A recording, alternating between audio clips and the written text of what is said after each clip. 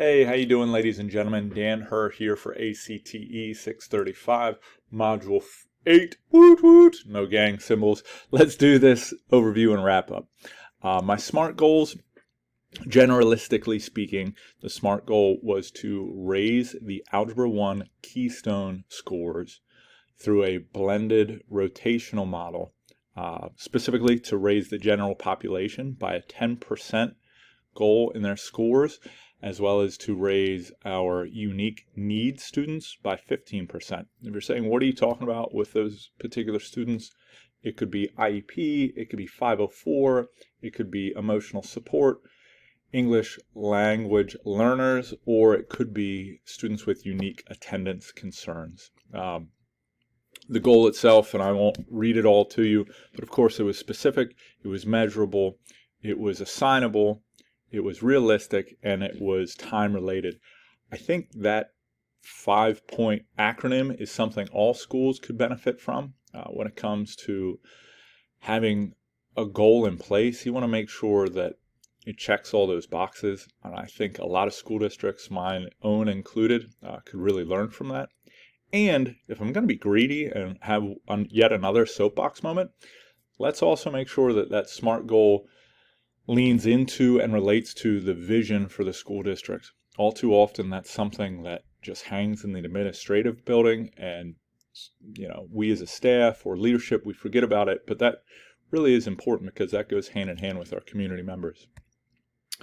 As far as learning options and cultures, I can't stress this enough. In fact, we'll come back to it when it comes to our ahas.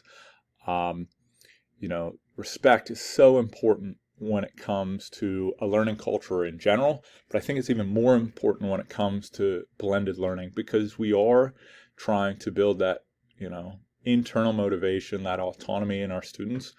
So if we don't first respect our students, we don't demonstrate that what that looks like, and to really sort of lead by example, it's going to be really hard for them to have that ownership and to have that buy-in, especially when they have all that quote-unquote time where they are on the verge of being unsupervised. They really do need to buy in and commit to the process. Along those lines, you also have to commit to the fact that your classroom needs to be an honest place where students can speak up if they're unsure of the directions, where they can ask questions for clarity. And also, as a teacher, you need to be honest in the fact that sometimes lessons aren't going to be perfect. And we have to own that fact that, listen, ladies and gentlemen, Mr. Herr tried his best, but this one just sort of fell on its face. And they really do respond to that kind of honesty and forthright in thought. Along with that, it's important that we have adaptive skills wrapped into our classroom. We don't want our students to just be rote memorizational students. Sorry for the stutter. We need them to be able to take problems and adapt them and really make them connected to the real world. All right. When it comes to my classroom layout, over here, it's pretty much set up for a rotational model, so I'm not going to spend a ton of time on that, but I'll also bring you to it.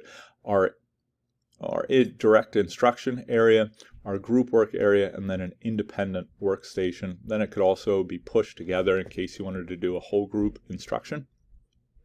When it comes to my classroom tools, right here on the left we have a video of the Swift Playground app. This is exclusively for iPads, so if you're not an iPad district, I do apologize, but it gives students a very basic understanding of code. It teaches them things like initial commands, for loops, if statements, if else statements, while functions. So it's great for an introductory standpoint. When it comes to roles, rules, and expectations, this is an area where I think, especially from a blended learning standpoint, we really need to spend a lot of time in the beginning, dare I say, couple of weeks of class, not just a day or two, but a couple of weeks, really sort of setting solid expectations that are achievable and consistent. Not that I have this all figured out, because I certainly don't, but I do think, some achievable reminders. For instance, my 3 R's, being respectful, being responsible, and being resourceful. I feel like that's something that as an educator, I can demonstrate that from day one. And if I hold that to a really high bar, those 3 R's, and the students see that, oh, this really is the expectations. Not only do we know that it's the expectations, but here we have a teacher that's leading by example, which I do think is a huge, huge part of our job. It really sets the stage for students to be successful as they move more and more on their own and more independence with blended learning. And that whether that blended learning is a group rotational model, a flipped classroom, a whole group rotational model. I mean, no matter what, they need that responsibility. They need that respect and resourcefulness. It's sort of overarching in that regard. Yeah. So when it comes to the wrap up and the ahas, hopefully 4 minutes is enough. I want to definitely talk about, this was a figure I stole from page 286 of our blended learning book.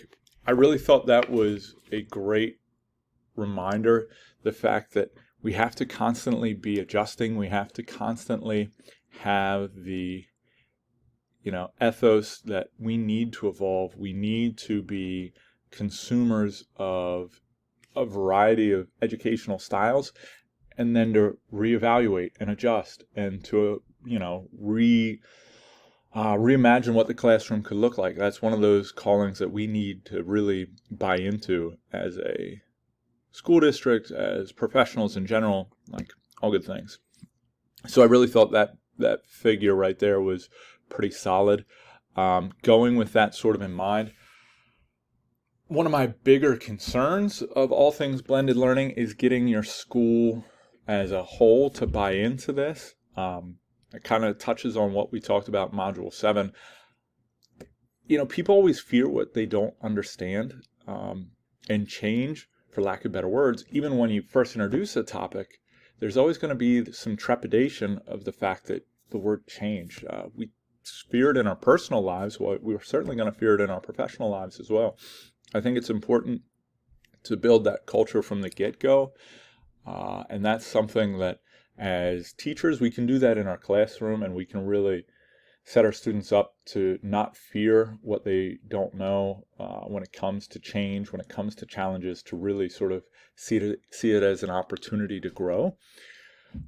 But I also speak a little tongue-in-cheek there, because I think sometimes as adults in our profession, we get very comfortable with the lane that we are in and the lane that we understand, and therefore it's sometimes hard to sort of get that building culture to sort of jump on board with something new. So you definitely would want to start there, in my humble opinion. Last little soapbox / aha. If you notice, all the videos that we were looking at, they were all either charter schools or private schools. And there's a lot of behavioral expectations that you can have there, a lot of parental, for lack of better words, contracts that you can have on board. And then when you take that behavioral aspect and you implement blended learning, it really looks incredible. I think from a public standpoint, this is something to aspire towards, but we also have to understand that these observational studies are not necessarily replicatable, because we can't just isolate the variable that is blended learning. Those behavioral pieces go hand in hand. So I think, as Ali addressed earlier, I think it's important that we aspire to this, but we also have to be understanding that some of those behavioral pieces we need to incorporate. As far as what they look like, I wish I had perfect answers, because then my classroom management would be in fuego. Some days it's pretty solid, and other days not so much. So, these are questions that I still have, and some really ahas that I think should stay at the forefront. Hey, it's been a pleasure, ladies and gentlemen. You enjoy your summers. Peace.